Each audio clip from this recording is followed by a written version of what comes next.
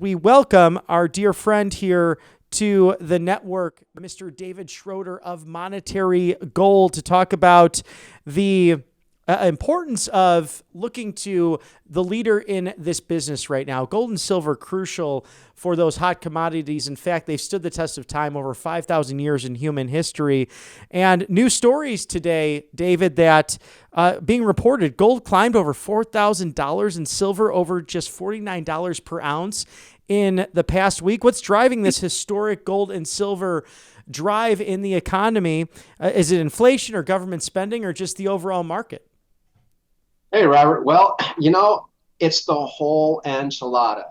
It's everything. It's, Ken Griffith, an American hedge fund manager, who's worth more than $40 billion himself, came out and said just the other day that that the dollar has depreciated by 10% just in the first half of this year alone, and that's the biggest decline in those 6 months that we've seen in 50 years. For the value of the dollar. And the reason why, I think that precious metals are going through the roof is, one, the price of metal doesn't go up. The value of the dollar goes down, right? If we look at, what's happening with BRICS, BRICS wants to release their digital currency. A side note to that, that digital currency will be backed by gold. When America finally has its own digital currency, it will be backed by debt. Globally, the central banks are divesting themselves of U.S. treasuries, which used to be the bedrock of our credit system. It used to be the bedrock of most nations. And so now they have more gold than they do U.S. treasuries. That hasn't happened since 1996, and it hasn't happened prior to that. We've got still high inflation. We have prices at the store are just out of this world, right? I mean, everybody's talked about the price of eggs. Well, I've seen the price of eggs come down, but they're not where they were before Joe Biden came into office. We still have that. We've got pressures on the dollar from everywhere. So with inflation, with $37 trillion worth of debt, we're adding a $1 trillion every 100 days. So it's not a surprise to me to see that, gold is over $4,000. And today, silver is at $49 per ounce. When we started this year, January 1st, gold was $2,624 an ounce. Silver was $28.96 an ounce. That is a gain of 65% for silver and nearly a 55% gain for gold just since January 1st. So that's kind of what's fueling the fire for making gold go through the roof. Wow, it's extraordinary to think about. I mean, it's now October 8th, and to have that leap, that's remarkable since January. Yeah. It really is. So how does this surge compare to past gold surges dating back to 96 or even before with bull markets? And I think about the 1990s. I mean, we had a Democrat, Bill Clinton, and House Yes. Speaker Newt Gingrich, a Republican, as political rivals as they were, come together to at least have a surplus in the federal government. That sure has changed in roughly 25 years or so. Now, are we entering a new long-term uptrend for a bull market specifically with gold and silver? I don't see anything changing from the way it is today. You know, when President Trump was in office, his first term, gold was up 53%. It's already up 55% this term, and he's only been in office, 8 months? So the trend it's going to be a long-term trend. There's too much pressure on the dollar. The dollar is losing value, not just nationally, but worldwide. The debt, inflation, all of these other pressures, these things are going to cause the gold and silver to continue rising in price. And with the dollar losing its value the way it is, it makes sense that we're going to be in a long-term bull market. Until something changes and causes the dollar to start becoming valuable again, if we start, propping up the dollar, that will then make gold kind of recess. But I don't see that happening anytime soon. I see a very long trend of gold going up. And in fact, Market Watch published an article, I think it was yesterday or the day before, that investors are now saying, these are Wall Street investors that are saying they expect gold to go up to $7,000 before the end of President Trump's reign as president during this particular term. That's a huge gain. Oh, that really is. It's remarkable. So by the end, January 2029, which is, I will shed a tear. I think a tear of joy, but also don't want to lose this great president to term limits. But we'll see if that will continue to be debated on the national level. Hopefully, it's a great successor to come. I don't want to think about that too soon, but that's a remarkable number in roughly 3.5 years. So we have a situation as well with the current forecast for gold next year. Do you see the bulk of that really skyrocketing next year, or will it be kind of we've had this uptick in, let's say, 8 months, and then it kind of levels off for a bit, then another uptick, or how will that trend go into 2026? So all of the economists, like Bank of America, Wells Fargo, Chase, all of these guys, plus the economists and other hedge fund managers, have all been forecasting that gold would go up to $4,000 within maybe the first 2 quarters of next year, 2026. We are at 4,000, I think, 87 today. So we've already beat those forecasts. And so now they're trying to figure out, okay, what is the new forecast going to be? So like I said, Market Watch has interviewed several Wall Street investors who now say, or they believe that gold is going to hit 7,000 before Trump's term ends. So that's a big forecast right there. I feel easily that we're probably by the midterm of next year, we'll probably easily be at 4,600, 4,700, per ounce. And I think silver will probably do the same thing. I think silver will probably get close to that $80, maybe $90 mark. It's exploding. Investors are going wild right now buying hedge. I mean, Ray Dalio, Ken Griffith, both are hedge fund managers who have always poo-pooed gold, right? Gold is no, we don't want anything to do with gold. Guess what? These guys now are coming out saying, we're buying gold. You should buy gold. It's time to get on that gravy train.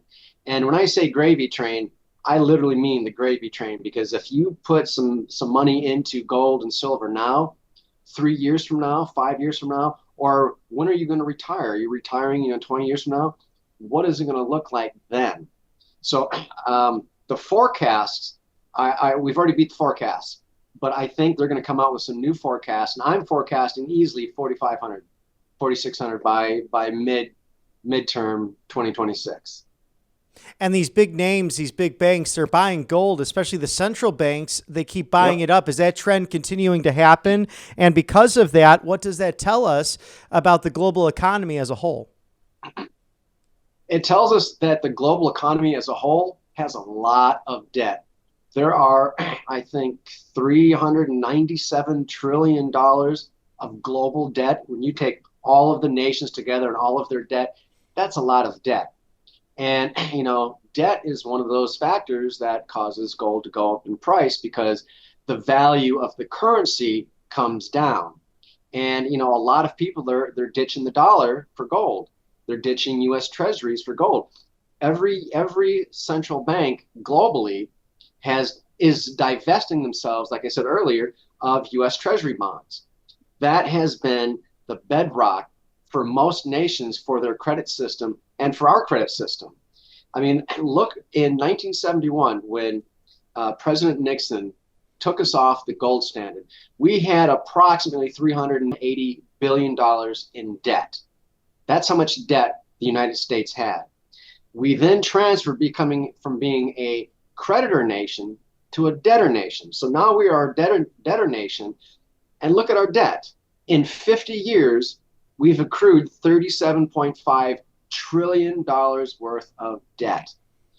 Who's going to pay that off in 1,000 lifetimes? And that doesn't include the interest. We're not mentioning what the interest is on $37 trillion of debt. All of that has to be paid back. Someone has to pay that back. Who? Right. My great great great great great great great great great great grandchildren are still going to be paying that debt. On top of that, I've got two grandchildren right now, and I'm fearing what will the U.S. economy look like in 20 years when they become adults? What is the economy going to look like? Well, for sure, when I die, I'm saving for my children's children, for my children, but my children's children as well, and maybe their children.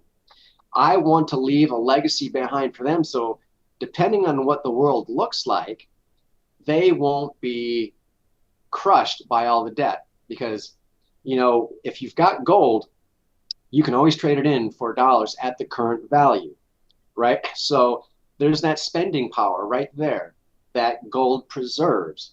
So if I give them, let's say, $1,000 of gold today, well, 20 years from now, that $1,000 of gold is probably going to be worth $6,000, $7,000, $8,000 worth of gold. The same purchasing power that it has today, it will have then.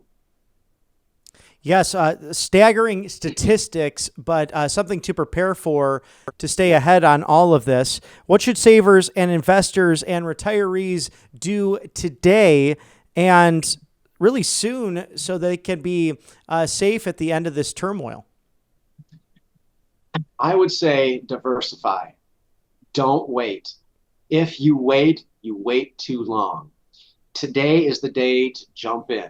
There are some people that try to catch the next wave or the next move or the next uptick in either precious metals or stocks or whatever. You really want to get in today. $4,000, it's still the ground floor. We don't know what $37 trillion is going to do to this nation 5 years from now. Janet Yellen and Joe Biden, they both wanted to bring the nation's debt level up to 50 trillion. They thought that we could handle that. Well, nations are looking at us now and they're saying, wait, they can't service that debt. We're going to lose. So they're divesting themselves of our U.S. treasuries. So I would say if you are a saver, if you're a retiree, or even a pre-retiree, take some of what you've got and put it into gold and silver. Don't wait. There's an old Chinese proverb that says, the best time to plant a tree was 20 years ago. The next best time is right now. And that time is right now. I would say take 30%, maybe 40% that you're not using, that you don't have to live on. Take that and put some of that into a precious metal asset. Get out of paper assets. Because as you know, the stock market can crash literally as soon as it opens. And so when the stock market crashes, when the dollar begins to lose its value, paper assets lose their value. And look, there are some people who never recovered from 2008. More than 500 banks failed from that 2008 debacle. And that all happened under President Obama. And so, he didn't cause the 2008 debacle. I mean, that happened before him when he got into office. But those banks failed while he was in office. And so that's a lot of bank failures. That's a lot of banks that will fail. So I would say protect yourself. Protect what you have. If you've only got $25,000 and you just started out saving, okay, take $15,000 and put it into a precious metal. Just let it sit and let it grow. Protect yourself. Protect yourself. Protect yourself. That's what I would say to them today. Nothing like the present. I think that's why it's called the present, because it is a gift, but it's important to us to remain vigilant. David Schroeder of Monetary Gold, thank you for joining us again this week. And everyone can find the complimentary presidential gold guide as a gift to them at rsbnforthegold.com. Tell us what you can find in this complimentary guide, because no two sizes fit all. In fact, there might be different pairs of shoes for you, figuratively speaking, when it comes to either saving for a house or, like as you're saying, wanting to build that generational wealth for your family. Right. So the guide basically kind of gives you an insight to what's occurring today in the markets, what's going on globally. And then it simply steps out for you all the things that you need to do. And it's like 3 steps. Take some money, allocate it, decide what you want to get, and then, purchase. It's really that easy. So the guide kind of gives you a quick overview of how you invest in precious metals, why you want to invest in precious metals. And like you said, no two pair of shoes fit the same person. Our game plan, my game plan is definitely different from your game plan. Ray Dalio's game plan is completely different than my game plan. Kenneth Griffin, these hedge fund managers, their game plans are completely different than most of us. They had the forethought to think in the future, okay, what is the world going to look like? We need to do the same thing. What is the world going to look like? And so the free guide just kind of gives you an explanation, what's happening and what you can do to protect yourself.